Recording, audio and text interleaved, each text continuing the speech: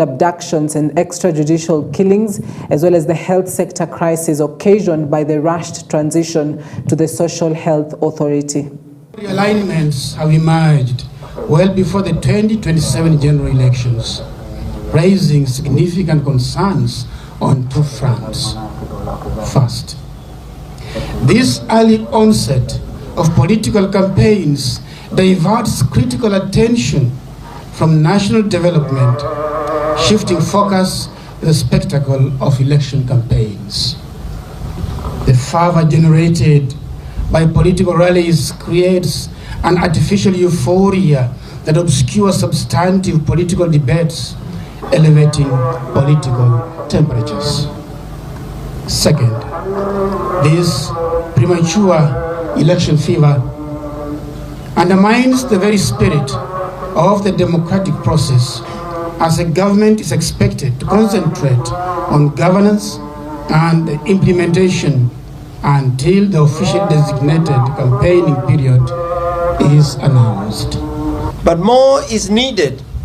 We call for immediate updating of the voter register, the prompt conduct of by-elections for the vacant seats, and continuous effort register review voters, and especially among the dynamic youth, to ensure that every eligible citizen has a voice. All leaders should prioritize policies and initiatives that empower our youth through quality education, vocational training, and entrepreneurial opportunities. Former Chief Justice David Maraga has called for swift justice regarding the tragic deaths of Gen Z during the anti-government protests in June of last year. Speaking at the launch of a report by Kituo cha Sheria, Maraga emphasized that those responsible for the loss of innocent lives must be held accountable. However, the former CJ refrained from commenting on recent political developments surrounding speculation that he may be on the presidential ballot in 2027. Quite a number of them were lost during those Gen Z protests. And I want to believe that everything is being done for justice to be accorded to those who are victims. We are in a civilized state. We have a constitution that entrenches human rights. There should be nobody who should be killed simply because he has demonstrated. If there is an offense committed during that demonstration, those ones should be charged in court. That's what should be done. Not anybody just being shot and killed or even maimed without due process. I don't know what is in the petitions against the judges and the Chief Justice. So it would be wrong for me to comment on what I don't understand. But what I've seen from the media, there is quite a bit of talk and agitation that something is wrong. But as I've said, because I'm not privy to the petitions that have been filed, I will not be able to comment on the veracity of those reports. petitions. Yes. And CJ, I am a Kenyan when I have a right to associate. I came here today because I'm a Kenyan and a retired leader. So discussions are there. You hold discussions. President William Ruto has slammed the new People's Liberation Party, saying it attacks or it lacks an agenda. Speaking in Taita Taveta County while launching new projects, President William Ruto lashed out at the opposition leaders who attended the launch for making him an agenda of the launch. President William Ruto has challenged the opposition to come up with an agenda and face him in 2027. Wengine naona wanajaribu kukutana, sijui wanafanya mkutano ati wanatengeneza chama. Ile chama wanajaribu kutengeneza, wanaongea masaa 4. William Ruto 4 hours. Sasa mimi nauliza nyinyi, kwani hii chama walikuwa wanatengeneza ilikuwa ya William Ruto? Ama hiyo chama inaitwa William Ruto? Sasa nyinyi sera yenu William Ruto, mpango yenu William Ruto, maono yenu William Ruto. Sasa mimi nataka niwaambie wale jamaa, Na niwatangazia wa Kenya, hawa watu ambao walikuwa wanaongea mambo ya William Ruto, mimi sijawatuma. Hiyo chama wanaongelea hapo si ya William Ruto. So hawa ni matapeli. Watafute chama na jina yake wapatiane. Sio William Ruto ama namna gani? Na watafute sera, na watafute mpango, na watafute vision. Otherwise wataungua. Shauri yao. Ama namna gani my friends? Kati ya wale ambao walikaa katika ule mkutano ni watu ambao walikuwa ndani ya serikali zilizopita na kwa ngazi za juu sana. Katika kikao kile tulikuwa na former vice presidents wawili. Katika kikao kile kilikuwa na watu waliokuwa mawaziri tena wizara za nguvu wakati ule. Lakini hakuna chochote ambacho anaweza kuonyesha Wakenya wakati walikuwa katika ngazi zile ambazo waliofanyia Wakenya. Absolutely nothing to show for their record. We want to encourage you that the voices that are working against you are less than those of us who are working with you. Sasa mimi nimetumwa nikuambie, umewakopesha na 2027 watalipa hiyo deni. Ni kweli ama ni uongo? Sasa mimi ninashangaa Mheshimiwa Rais. Njukini hoye. Eti kuna watu wa kiburi. Mnawajua hao watu? Walituambia sisi watu wa Taita Taveta hatuna shares. Mnawajua? Wakatugawanya kwa milima. Unajua? Eti leo saa hizi wanaenda kwa TV wanasema eti huyu mungwana atakuwa one term. Mnakubaliana na hiyo? Mnakubaliana na hiyo? Tuwaambie waache kiburi bwana. Nyinyi ndio mnapiga kura. Deputy President Kithure Kindiki has urged residents of the Mount Kenya region to reject impeached former Deputy President Rigathi Gachagwa's attempts to incite them against the government and alienate the region from ongoing development initiatives. Speaking at his Tharaka Nithi home where he hosted over 10,000 grassroots leaders from Embu, Meru and Tharaka Nithi counties, Kindiki assured the residents that the government had secured resources to complete all stalled projects. Rais Ruto amekuwa one man guitar. Hako mtu peke yake. Ndiye minister, ndiye deputy, ndio kila kitu, yeah? And you know it is wrong. Na unaona ndio wale watu wanaongea huko nje wakijaribu kutufundisha kazi ile iliwashinda, ati wanatuambia ati tusisaidie rais, ati tukue wakubwa kama rais, tuwe level moja na rais, ndio sisi tuwe tunangojea wakati rais anakuja tunakuja na yeye, kwa sababu ati wanatuambia ati deputy president ni kama rais. Is that true? Is that true? Sio ni upuzi. Yeah, hiyo ni kumbavu, kwa sababu there can only be one leader. Na najua maadui wetu wa kisiasa walikuwa wametungojea pale kwa barabara. Wako barabarani hapo wanatungojea, ile miradi ilikwama. I have bad news for them and good news to the people. The bad news for our political detractors and the good news for the people of Kenya, including the people of Tharaka Nithi, Embu and Meru, is that the government of Kenya now has money to revive and complete all stalled roads.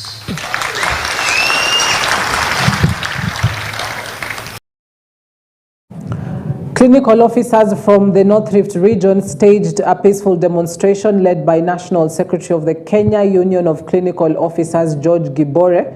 The officers marched through the streets of Eldoret, holding banners and chanting slogans. Speaking during the protests, Gibore emphasized the officers are on strike, demanding the implementation of the collective bargaining agreement, CBA, and a return to work agreement signed last year.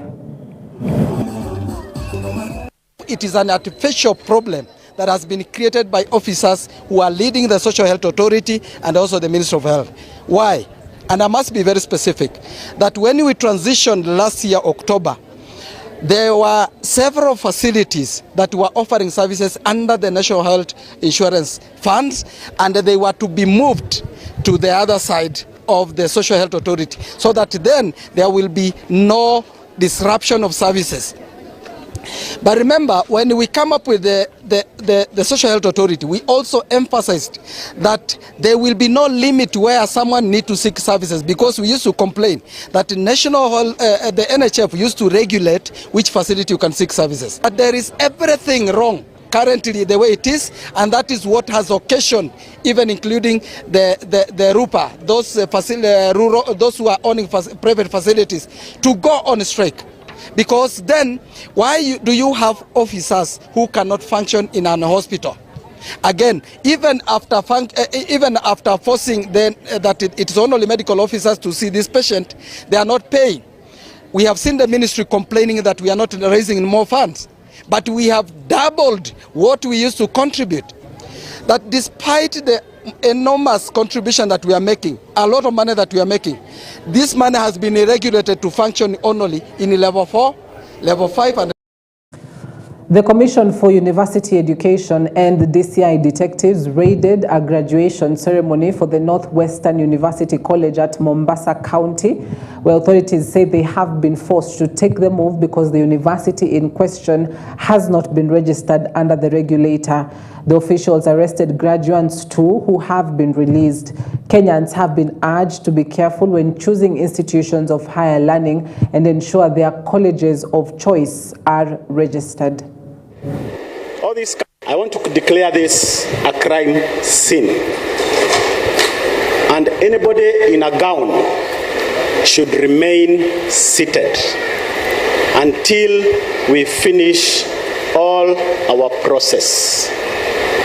Am I clear up to that point? Kindly, I'm requesting your cooperation. Ikiwa tunakupata kwamba unaendesha masomo ambayo yanatoa vyeti mbalimbali, vyeti uzamili, vyeti uzamivu na vyeti vya kila aina, ukijidai kwamba wewe ni chuo kikuu halali, basi ni jukumu letu kuhakikisha kwamba tunakomesha uvujaji huu wa sheria. Na leo tumekuta chuo fulani hapa Mombasa ambacho kilikuwa kimeitisha siku ya mahafali. Watu wengi tu walikuwa wanapata degree za kila aina mpaka PhD, na tumeshirikiana na asasi nyingine za serikali, vyombo vya serikali, na tumeweza kuwakamata wale waliokuwa wanahusika, wale ambao ni waasisi wa hicho chuo, ambao wanasema wameshatoa masomo ambayo yanaakisi kupata shahada kama hizo, pamoja na wale waliokuwa wanatunukiwa shahada hizo. Would appeal to members of the public, if an institution tells you that they can offer you a degree program, go to the Commission website. The Commission website has all the universities that are accredited in this country, and it also has all the programs that are accredited in this country. So just check it out there, and if you don't find it, come to us and say, here is an institution that would like to give us a degree, and we can't find it on your program, we can't find it on your website, we can't find their program, what is their status, and we'll let you. Former Prime Minister Raila Odinga on Friday led the Orange Democratic Movement ODM members and delegates in marking their 20th anniversary. Raila, who unsuccessfully contested for the African Union Commission chairmanship, was joined by other top party leaders. The latest meeting comes amidst possible divisions among party members on whether to work with the Kenya Kwanza government or not.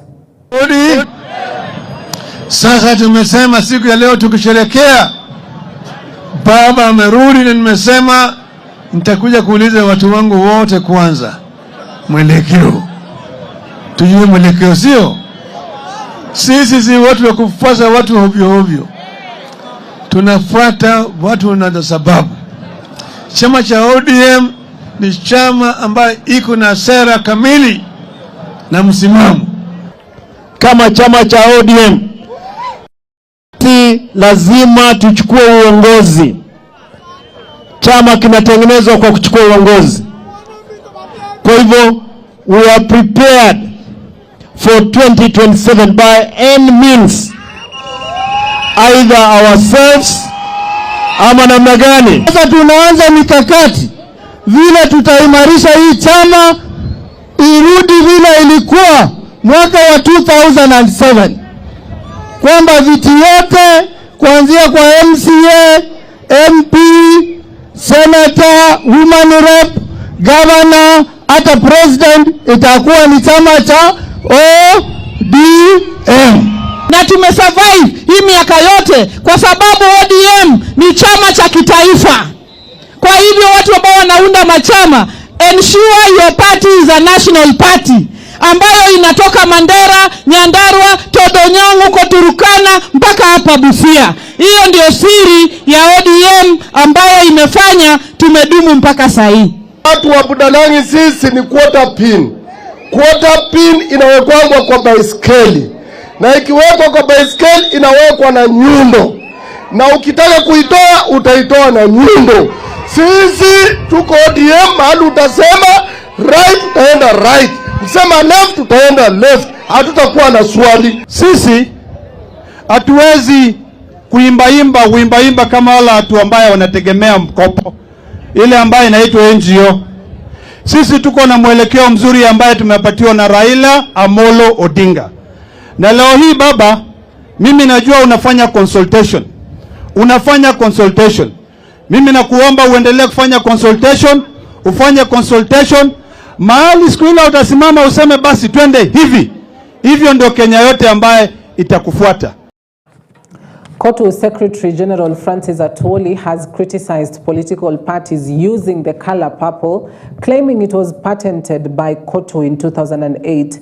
He warned that any political group adopting the color would be violating the constitution. Atwoli's statement comes just hours after Martha Karua rebranded NARC Kenya to the People's Liberation Party (PLP) using purple, lilac and white colors. In addition, Atwoli dismissed the formation of an opposition coalition, stating that they collectively lack the numbers to unseat President William Ruto in 2027. Purple color is KOTU color. We have a patent letter to that effect. I don't know whether you carried it. Yeah? Bring it. We have a letter of patent to that. But after weighing out, we have said sometimes when we get in seriously, we will be building Martha Karua for nothing. We will making her appear as if she can create impact into Kenyan masses as far as Kenya's politics is concerned.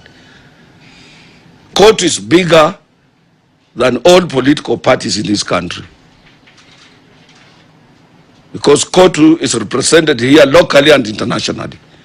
So we cannot lower ourselves or cut ourselves to a size non-understandable to the international community and to the Kenyans of substance by fighting Martha Karua.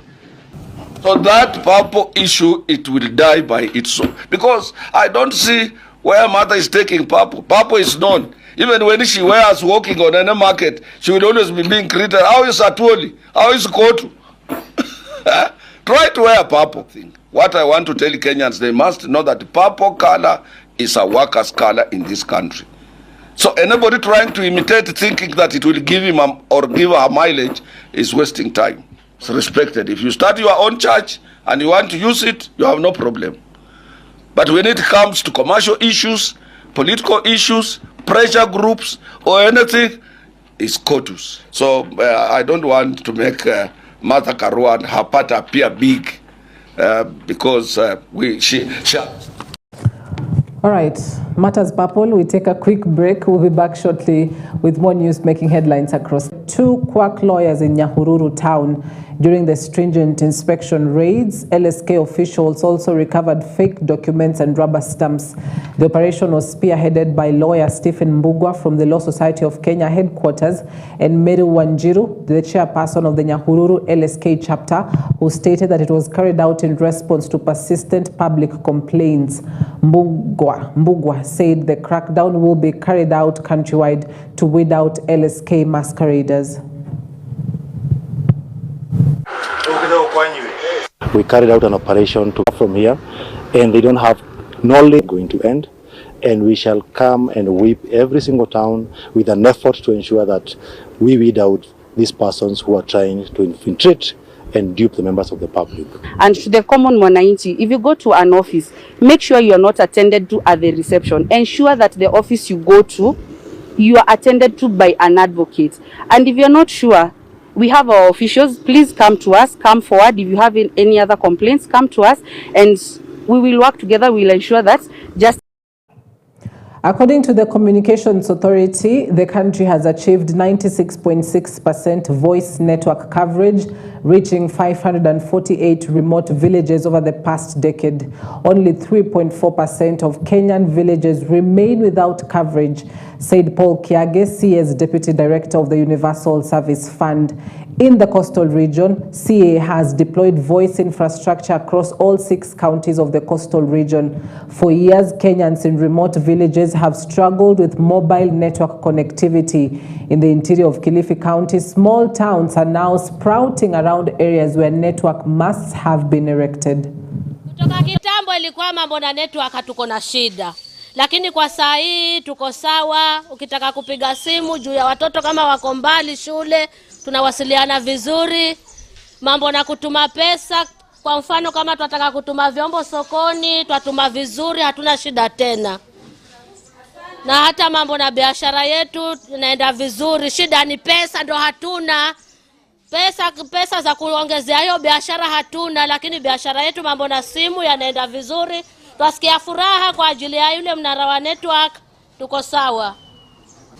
Kwa majina yangu naitwa Selina Kaingu. Mimi ni mkaaji wa Baodala. Tangu kitambo tulikuwa tuna shida na network, lakini kuanzia wakati huu tuko sawa. Maana tulikuwa tukitafuta kupiga simu, tunaenda kwa mlima tunapiga simu. Lakini wakati huu tuko hapa kwa soko, tunawasiliana vizuri. Na hata wale wateja wetu wananunua vitu, wanatuma pesa kwa simu, network iko sawa kabisa. Kabla mnara kujengwa, tulikuwa tukipata tabu sana. Tulikuwa tupande juu ya mti ndio tupate network. Lakini sasa hivi twashukuru, network iko kila mahali. Hata tungependa kama kuko na network ya Airtel, basi mngetuwekea. Lakini Safaricom tuko sawa kabisa. As Muslims across the country prepare to observe the holy month of Ramadan, President William Ruto has sent a message of goodwill, urging them to embrace faith, self-discipline, and acts of charity. In a recorded video released by the press, Ruto noted the spiritual significance of Ramadan, calling on Muslims to use the period for personal reflection and devotion. The president highlighted the importance of fasting, prayer, and good deeds, noting that faith plays a crucial role in fostering unity and strengthening communities. This year's Ramadan is expected to begin tonight and end on Sunday, 30th of March. We eagerly await the sighting of the crescent moon to usher in the holy and blessed month of Ramadan. We are reminded of the profound significance of this sacred period. As the Almighty says in the Holy Quran, fasting has been ordained for you just as it was prescribed for those before you, so that you may attain piety. Ramadan is more than just abstaining from food and drink. It is a time of prayer, sacrifice, generosity, and deep reflection. It offers a divine opportunity to purify the soul, strengthen faith, and renew one's commitment to righteousness. As you embark on this spiritual journey, I encourage you to keep our country and fellow citizens in your prayers. Extend kindness to the less fortunate and embrace the values of compassion, unity, and selflessness. May this Ramadan bring you peace, fulfillment, and countless blessings. Ramadan Mubarak.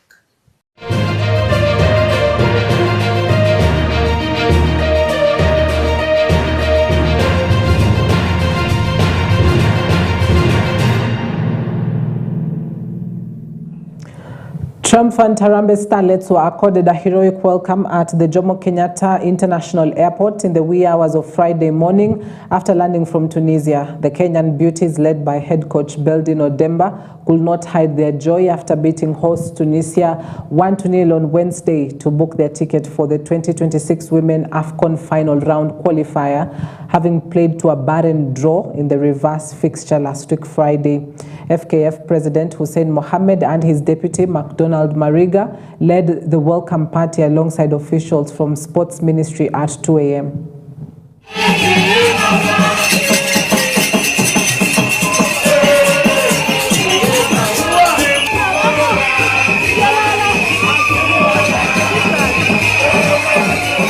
We had a good plan. We played well. We were more tactical than Tunisia, home and away. We only didn't get goals during the home match, but we are happy that we were able to get a goal, play well, put a spirited fight away. It's not always easy to play away, especially in the North Africa countries, but we thank God that the girls did put in a spirited fight. The bench was behind us, and we also had a good support before we traveled. I think after first leg, tulisema kwa press that we are sorry for the disappointment, but tukigo away tutaenda kurekebisha, and indeed tumeenda na make sure tume come back na 3 points.